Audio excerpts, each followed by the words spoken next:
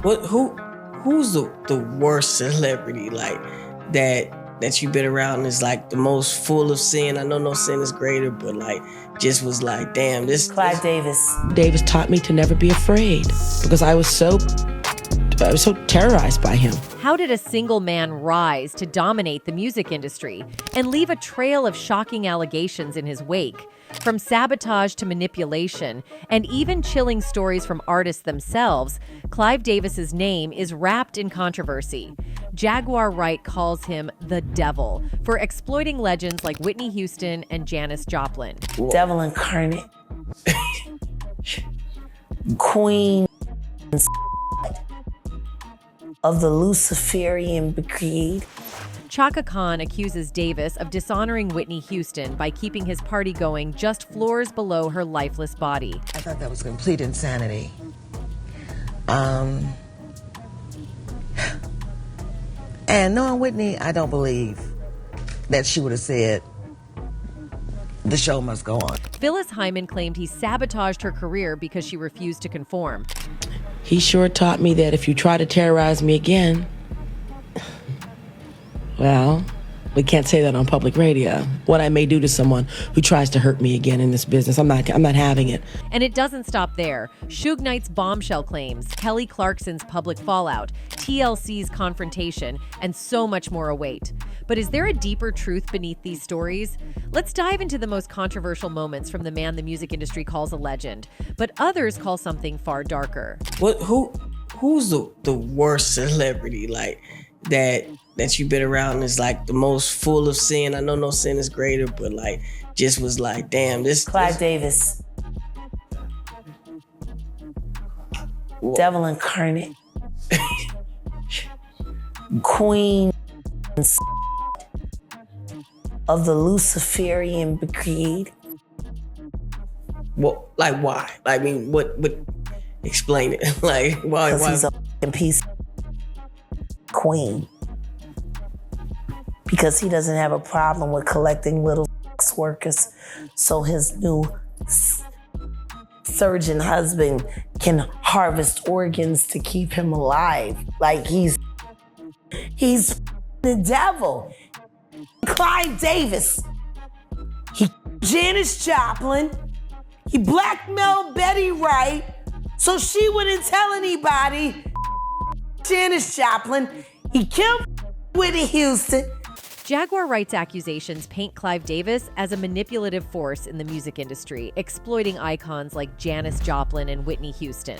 Her claims set the stage for another shocking moment involving Whitney Houston, revealed by none other than Chaka Khan.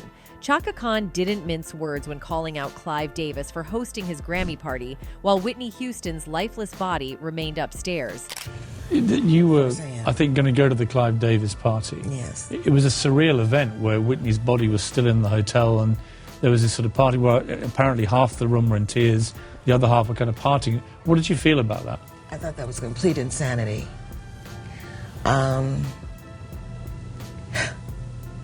And knowing Whitney, I don't believe that she would have said, the show must go on. She was the kind of woman that would say, stop everything. I'm not going to be there. You know, I don't know what could motivate a person to have a party in a building where the person whose life he had influenced so enormously and whose life had been affected by her. So they were like, I don't understand how that party went on. I had Clive Davis by pure chance in here on Friday night with Jennifer Hudson, and he obviously worshipped Whitney, and I think he must have gone through agony when he heard this news, knowing it was 2 or 3 hours till this event. Right. And I think he took the decision to turn it into a tribute to her. And I understand that. I mean, he obviously was wrestling with the right thing to do. That would have been right if it really was a true tribute, and and a true tribute, might have been a truer, a more honest tribute in my opinion, would have been maybe call everybody together, let's say a prayer, and let's eat dinner and go home. I couldn't get dressed. I was supposed to go to the party. I just got off a plane from Miami at about 5:30.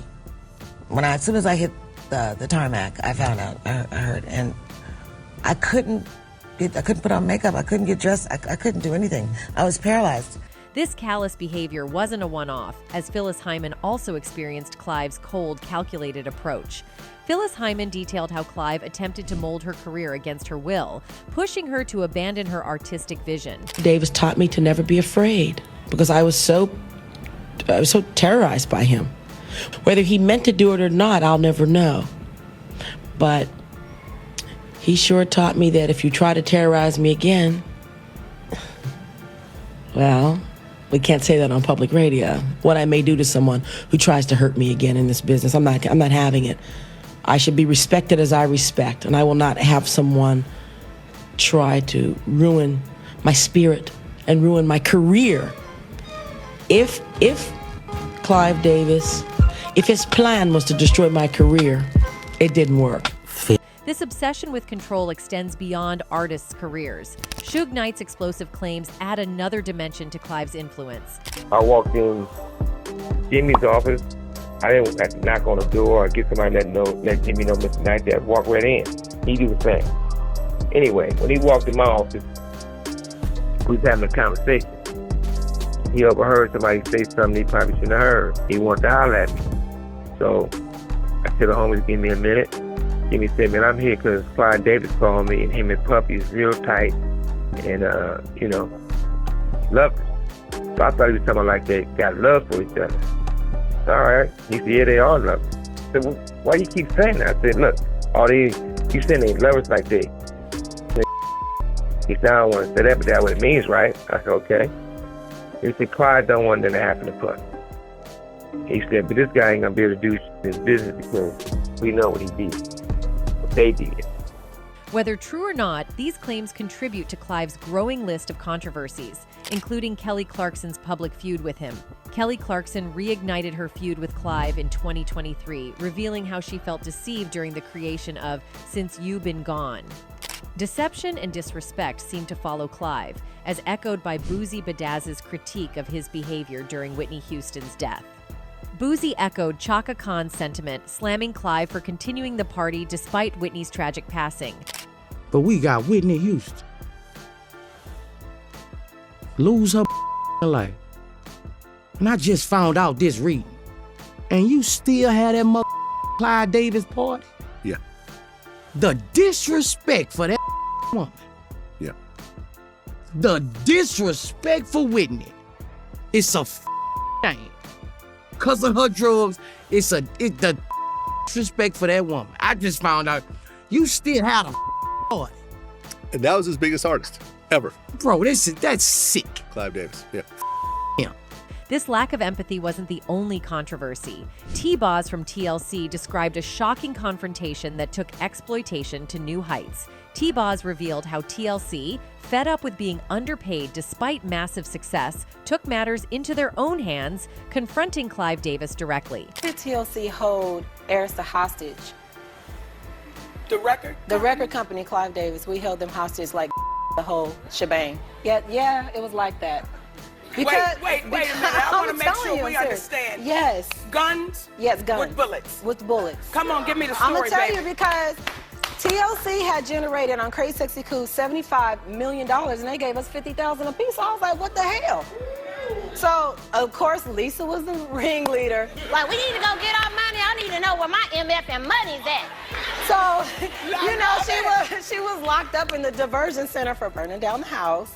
And she was just like, okay, we gonna get LaFace and them girls I was locked up with. We gonna drive up there. We gonna take the guns. And then we had this limo driver. Wait, she just got out of jail? Yes. Okay. And we had the limo driver. And he was the getaway car. So we went up there and held everybody hostage. And Puffy was the one that snitched us out. Yo, B, yo, your girl's up here mad bugging, yo. And I was like, oh, Puff, why you gonna snitch us out, dog? But he called it, yeah, because we kicked him out of the meeting. Well, wait a minute. Puffy, mind your damn business. Okay, go ahead, son. Oh, my God. But it was rude. We interrupted Puffy's meeting, you know, and he was having a meeting, and Puffy was like, I'm sorry, but we really got to handle this, dog. We need to know where this money at. You know, because we were getting sick and sweating, and, you know, we was, like, really working hard for this money, and we wanted to know who the hell had our check.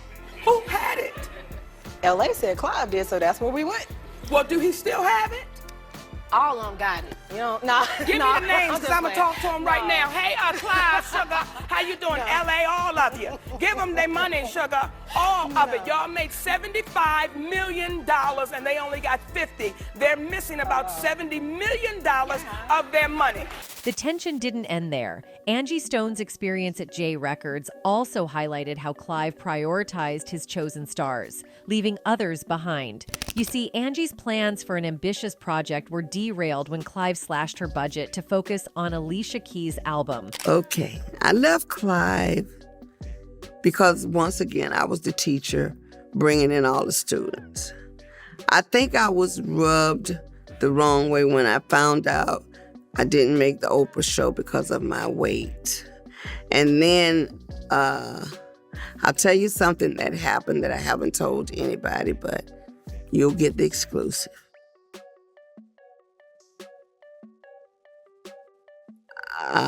D'Angelo had lost his deal with Virgin. And he called me, told me.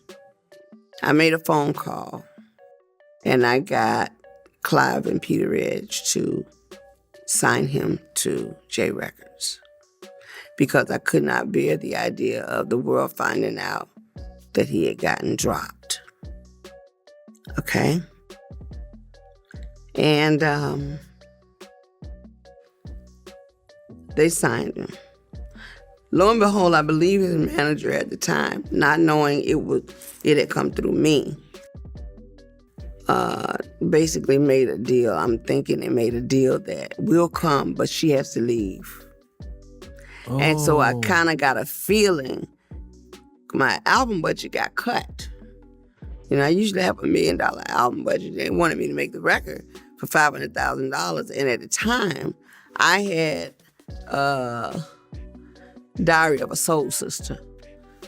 It was what the album was going to be called. I had, you know, Chaka Khan, Nat Nicole. I was getting some divas to sit with me, kind of, and kind of chop it up and do a classic album, something that had never been done. And when they cut the album, it just threw up a red flag to me. I'm like, how am I going to do this record now with everybody? So I kind of started feeling weird. And at that point, I said, you know what? One or two things is about to happen. They're either going to drop me or I'm going to be stuck now because I don't know how I'm going to do this album. Well, the straw that broke the camel's back was shortly after that, they told me I had to change the name of my album because Alicia was doing Diary of Alicia Keys. Mm. And at that point, my chest sunk in. And I wrote Clive a letter and asked for a release. Because at that point, I felt like, okay, this ain't how it's supposed to be. In any case, it's clear from these stories that Clive Davis's rise to fame left countless artists feeling manipulated, overlooked, and betrayed. Anyway, that's it for this video, folks. Bye.